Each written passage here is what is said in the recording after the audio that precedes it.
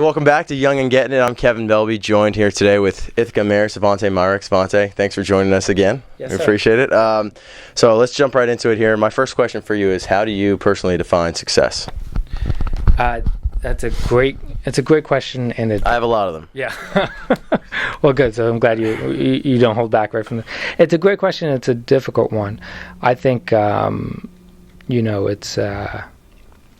it's very easy and it's very tempting to define success just based on how many material things you can accumulate. And we're used to getting this message from, you name it, from every advertisement that we see, because they're trying to sell us material things, to our music. The new Jay-Z album is about, and now he's phenomenally rich. He's not just obscenely rich anymore. He does say, I want to make $1 billion, and then he says, nah, I want $1 trillion. Yeah, see, that's the kind of, so he's stopped bragging about Mercedes-Benzes, and now he's talking about Picassos and Basquiat's, right? So it does seem like there's arms race to define your success based on how much you're able to accumulate for yourself. I think for most of us, that's just not how it works, and our success will never be defined by how many Picassos we're able to buy, much less how many Mercedes-Benzes. So for me, I think about success as making enough money to pay my bills, right? By doing a job that I can feel good about, and when I say feel good, I mean be happy, be satisfied, be challenged, and also feel rewarded in a way that's beyond financial. So to me, I would consider myself successful if I can spend most of my life doing work that I like, that I love, and being rewarded for it accordingly. Okay. Now, getting into your story a little bit, growing up, maybe you weren't the most fortunate, is the way to put it. Spent some time in homeless shelters, mm-hmm. stuff like that. Mm-hmm. And I know that it could have been easy for you to just give up. Why didn't you? Why are you here today? It's a great question. I think we never did have a lot of money, but I was fortunate that my mother worked very hard. She raised all 4 of us by herself, and I was always lucky that she was there. She did. She worked 2 jobs to get us what we needed. Not always what we wanted, but at least what we needed. And she instilled in us a kind of a work ethic that led us to do the same. I had 2 grandparents who were former teachers who helped take care of me. I had a school system, a school district that looked after me, made sure I got an education, but also made sure I came to class and went to school and did what I was supposed to. I just had a lot of help along the way. I had scholarships to go to Cornell and state and federal grants, and I had the opportunity to work my way through college with a couple part-time jobs. I just every step until now, when I've looked for help, it's been there, and that's made the difference. I also think that probably making the difference is, looking for the help, but then taking advantage of those opportunities, because they are all around us, and I think that's a big key to success. It's too true. One of the problems we see here is that Ithaca has more social services than most. We have great youth programs, job training programs. We could always use more, but a large frustration for us are when we offer these programs and then we see young people struggling, and we say, all you've got to do is come meet us halfway. Right. Stop by GX, stop by Southside, enroll in the program, work with us, and we can make it work for you. And the people who do take those opportunities, like you said, seize those opportunities to be successful, are successful. And we're just struggling with folks who don't. Looking into a little bit of your, I guess, what you do here, online, I read that you sometimes have 80-hour work weeks, mm-hmm. and I'm curious about if that's true, and mm-hmm. what rigors this job really demands of you, and how you're able to. Sure. Yeah. I don't think I've had a 40-hour work week since I've been here.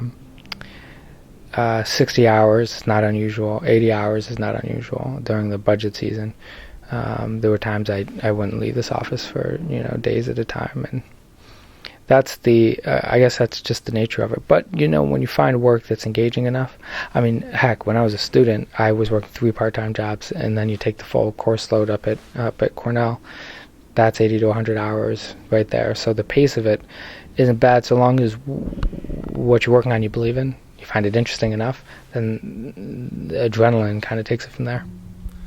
So I guess 80 hours a week isn't really a prison sentence when you find meaning in what you're doing. Yeah, that's exactly right. I mean, it's not working in a coal mine, you know. I mean, most of it's office work, speaking to people, working through problems. And also, I think I'm helped by, you know, that, so you can consider it two full-time jobs. So that second 40 hours, what would I be doing with that? I'd be spending it with my family or doing my hobbies. Well, I don't have any hobbies anymore, you know, and I don't, no spouse, no kids, no pets, you know, so I enjoy what I'm doing. You know, I'm not eager to leave the office every day, so it's okay. So we had a Twitter question.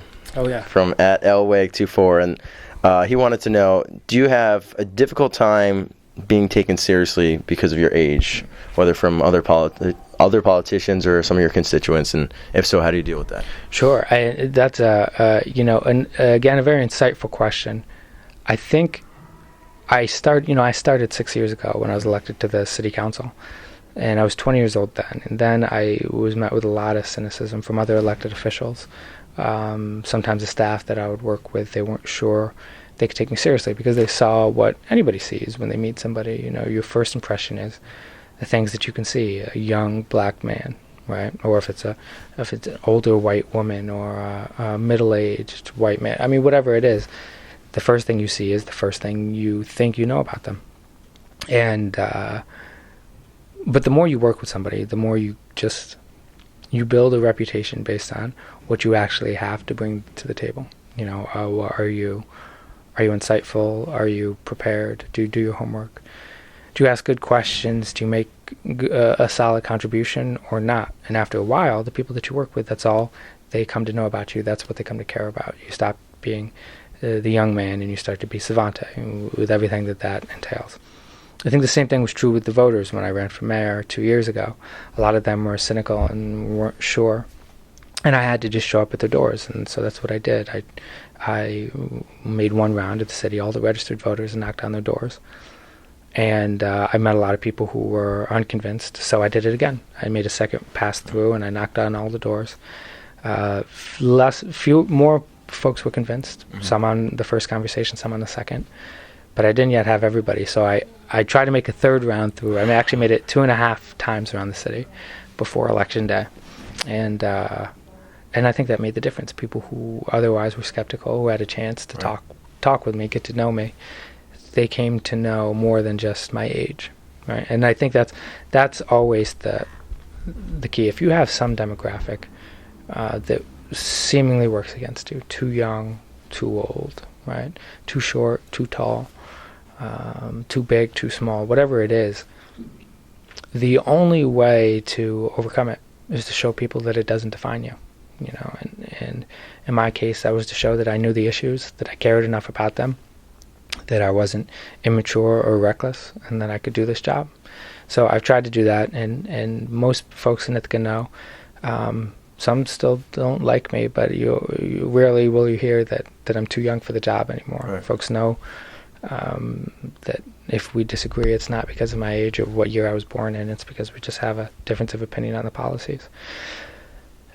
But I still run into it outside the city because, you know, I haven't introduced myself because you can't go knock around on the whole country's front doors. Exactly. So when I travel, I tell people I'm the mayor, and I get a lot of people just don't believe me. Or they think I'm joking. So people say, "What do you do?" I'm like, "Oh, I'm the mayor back home." Yeah, that's funny. So what do you do? And I'm like, "No, I'm I'm actually the mayor." You know. So it happens, and you just deal with it. Huh. Yeah. Now, I saw online, I think it was a BuzzFeed, that named you one of the goofiest global leaders of all time. Yeah. And I don't know how you feel about that, but just kind of looking and analyzing it from the outside, to me, I don't think of you as goofy because I think of you as normal and like how the job hasn't changed you. Right. And I think in politics or no matter what, a lot of times in stressful situations, stressful jobs, especially when you're working 80 hours a week, you can see jobs change people. How do you not let this change you and still be a goofball? Yeah, it's a good question. That's a good because I think it's well phrased. It's a well phrased question. how do I stay goofy? Yeah. I think, basically. yeah, I think and part of it's the city. You know, I mean, the city expects its leaders to be real. You know, the whole stiff suit, straight-backed, straight-laced, no personality, no character, doesn't really work here. I mean, this is a city of real human beings who are very intuitive and very intelligent, and they want their leaders to be who they are, for better or for worse. So I'm often encouraged, you know, I think if I did the things that I did, you know, being as active on Facebook or Twitter, or just making jokes in meetings and being myself out there, if I was in a different place, maybe I'd get a lot more negative reactions to that, people telling me to stay in place and wear a suit and calm down and, you know, be more boring. But I haven't gotten that negative feedback. Also, I think it's just, you know, it's a coping mechanism. You work these many hours, you do this kind of work, it's stressful and it's tiring. And the way to stay refreshed, the way to stay energized is just to be who you are and do what you do. And for me, that's goofing off sometimes. Good stuff. I know you studied communication, not communications, but communication, right? So, yeah. And you know, maybe a lot of people who would expect you to be a political science major, or I'm just curious because as a college graduate myself, and I know some of the best advice I ever got from my faculty advisor was don't let your major define you. Yeah. And I'm kind of curious of how, you know, just because you're a communication major, it doesn't mean you can't be mayor and just... Yeah, that's absolutely right. I mean, I changed my mind 24 times while I was still in college, and the truth is I still don't know what I want to be when I grow up, you know, and it really is not... I've now been in a situation between my jobs in college and my jobs post-college and now as mayor where I've hired quite a few people, some of them interns, some of them tutors, students when I was tutoring, some of them to work at the bar, some of them police officers, just hired a police chief, appointed a city judge. And the truth is, when you're looking at all of these people, what you're looking at are the characteristics that the people bring to the job, how badly they want it, how well their experience dives with it. And almost never do I ask. To this day, I don't know what my city court judge, I appointed a judge to a 10-year term, I don't know what he majored in college, right? Now, of course, because he's an attorney, he went to law school. So if you want to be a doctor, if you want to be an attorney, you've got to go out and get certified to do those things. At least they're going to be my doctor. Right, I hope so. Yeah, that's true. Yeah, or my attorney. Right. Yeah, I hope the same. But the box that you checked when you were 18 years old, who you thought you were going to be when you were 18 years old, while maybe interesting and while you might have even been right, it's far less predictive than what you've done since. And so when I'm hiring, I always look for the things that people have done since and how they can demonstrate that they actually want this job and that they're able to do it well. Your major is frankly just not all that important. I love how you look at people and try and determine how badly they want it, like you said, because I really think that question is the defining factor of whether or not you're going to be successful in your field. Yeah, that's too true. You know, fair or not, you know, because of your upbringing and stuff and because of where you are at a young age, you get the comparisons to the president. Yeah. How do you handle those comparisons? Because they're pretty heavy. Yeah. You know, I mean, you're looking at the leader of the free world, and right now you're still 26. And so how do you handle the pressure of being compared to someone like that? Yeah, I think well, it's flattering first, but I try to handle it just by knowing myself that it's not realistic, you know. The comparisons are surface level, you know, because we're both biracial, because we both have strange names, and because we're both working in government, I think is where it comes from. Right. Beyond that, it's not really there. So it could freak you out if you took it more seriously. I just try to, what he's doing is worlds away from what I'm doing. I mean, it's an entirely different galaxy. Mm-hmm. You know, I'm concerned with sidewalks and police cars if I'm trying to live up to that standard, I'll just never get there. I mean, this is Pee Wee football, you know, and he's Aaron Rodgers, you know. So I'm just trying to do what I do as well as I can. Is Aaron Rodgers the best quarterback in the NFL? No, boy. And or Peyton Manning? Or Tom Brady or Eli Manning? Well, first of all, Eli Manning, after what he did in 2008. So I'm a Giants fan. So let me just say, yeah, Eli Manning is, and this doesn't make sense. He's not the greatest quarterback in the league. Right. But in my heart, he's the greatest quarterback of all time. He's the greatest person maybe walking the planet. I would want him to be my quarterback. I would hire him to be my doctor, my lawyer. That's how much I trust this guy. You know, he's never going to. But that's maybe a little too much. I don't know. Yeah. No, I mean, you know, he's your guy, so he becomes your guy, and part of rooting for a team is believing that even in the face of all evidence. He's become a much stronger quarterback. Right. But again, part of being a Giants fan too is that when we lose 2 games in a row, I want to fire Tom Coughlin and trade Eli Manning. So. Well, you can't fire Tom Coughlin because he's a Syracuse guy. You know, we got to. True, fair enough. Maybe if we lose 3 in a row.